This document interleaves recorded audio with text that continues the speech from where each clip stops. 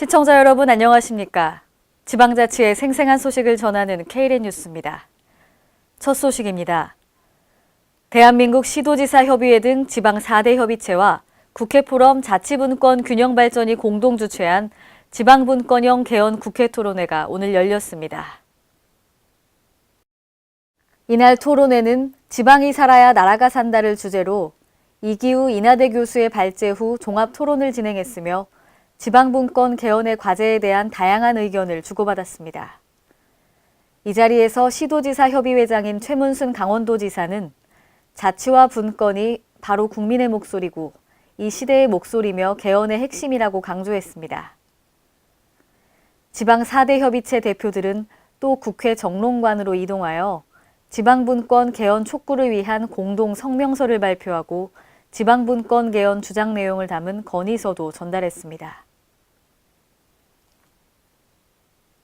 교통안전공단에 따르면 65세 이상 고령 택시기사는 6만 1,000여 명에 달하면서 고령 운전자의 사고 발생도 증가하고 있는 실정인데요. 이와 관련해 국토부는 자격유지검사 제도를 도입해 승객들의 불안감을 줄이겠다고 나섰지만 택시기사들의 반응은 차갑기만 합니다. 유희광 기자가 보도합니다. 국토교통부가 내년 6월부터 고령 택시 운전자에 대한 자격유지검사 제도 도입 입장을 밝히면서 고령 택시기사들의 불만 섞인 목소리가 터져나오고 있습니다.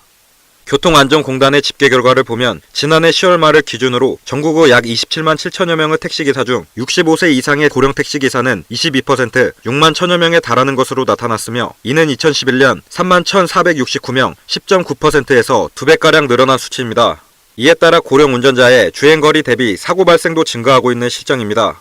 이런 데다 2015년 고령 택시기사의 사고 발생 건수는 4,138건으로 2011년 1,700여 건인 것과 비교해 약 70% 정도 증가하면서 승객들의 우려 또한 커지고 있는 상황입니다.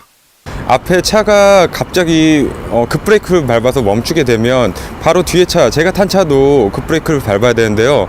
이러한 부분에서 사실 고령 운전자분들 같은 경우는 상대적으로 좀 반응 속도가 좀 늦은 부분이 좀 있는 것 같아요. 그러다 보니까 저도 승객으로서 좀 위험성을 감지하게 되는 경우도 있고요. 이에 국토부에서는 자격유지 검사 제도를 도입해 승객들의 불안감을 줄이겠다고 나섰지만 택시기사들의 반응은 차갑기만 합니다.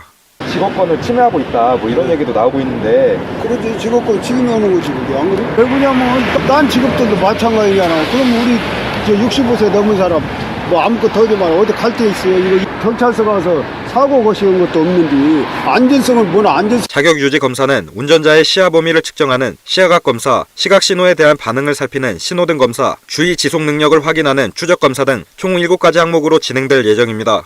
이와 관련 대부분의 고령 운전자들은 실질적인 운전 능력을 검증하는 것이 아닌 컴퓨터를 통한 평가 방식에 강한 불신을 보이고 있습니다. 65세 넘은 사람들을 뭘 가서 컴퓨터로 뭐 이거 조작을 하고 말도 안 되는 말도 안 하는 소리지.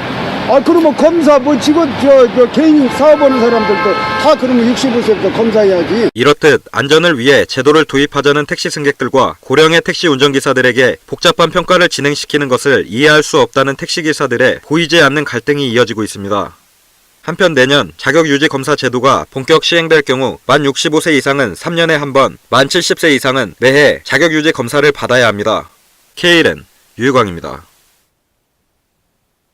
전주시는 지난 20일부터 전주 공예품 전시관과 한국전통문화전당 등에서 전주 핸드메이드 시티 위크 행사를 진행합니다. 이번 행사는 전주 손길이라는 슬로건으로 21세기형 핸드메이드 의미와 가치를 조명합니다. 보도에 김민화 기자입니다. 전북 전주시가 오랜 전통과 수많은 수제작 콘텐츠를 되살려 핸드메이드 시티를 선언하고 나섰습니다.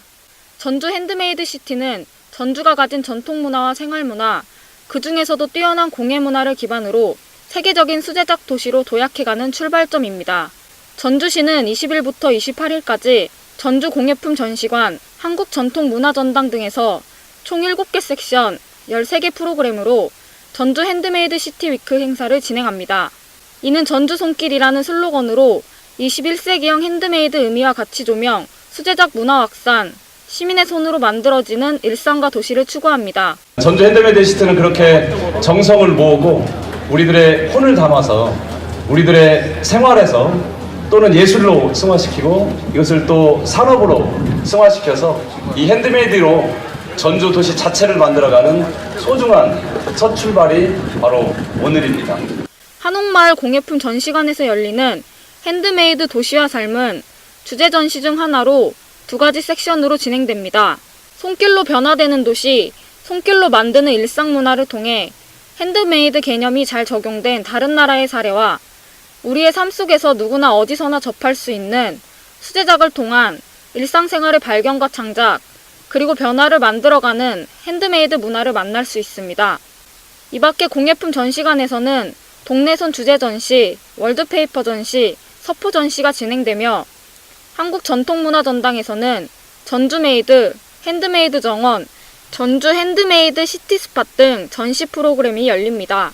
또 전주 핸드메이드 시티 프리마켓과 동네손 프리마켓에서는 공방 활성화 연구 프로젝트에 참여하는 35개 공방에 다양한 핸드메이드 상품들이 전시되고 판매됩니다. K랜 김민아입니다. 전국 최고의 품질을 자랑하는 남원 복숭아 시설하우스의 복사꽃이 만개해 분홍빛 화사함으로 장관을 이루고 있습니다. 남원의 시설재배 복숭아는 당도가 높은 조생종 복숭아 품종을 시설하우스에서 재배해 노지재배보다 40일 빠르게 2월 하순에 만개하여 5월 하순 단경기에 수확하는 재배 방법입니다. 시설 내에 복숭아를 재배할 경우 강우를 차단할 수 있어 품질 저하를 방지할 수 있고 병해충 발생량을 줄일 수 있을 뿐만 아니라 숙기를 촉진시켜 생산 농가 소득 향상에 큰 도움을 줄 수 있습니다. 남원시 시설하우스 복숭아 재배는 30여 농가가 9.2헥타르, 연간 200여 톤을 생산하며 농산물 개방화의 어려움에 능동적으로 대처해 나가고 있습니다. 이상으로 K랜 뉴스를 마칩니다. 시청해주신 여러분 고맙습니다.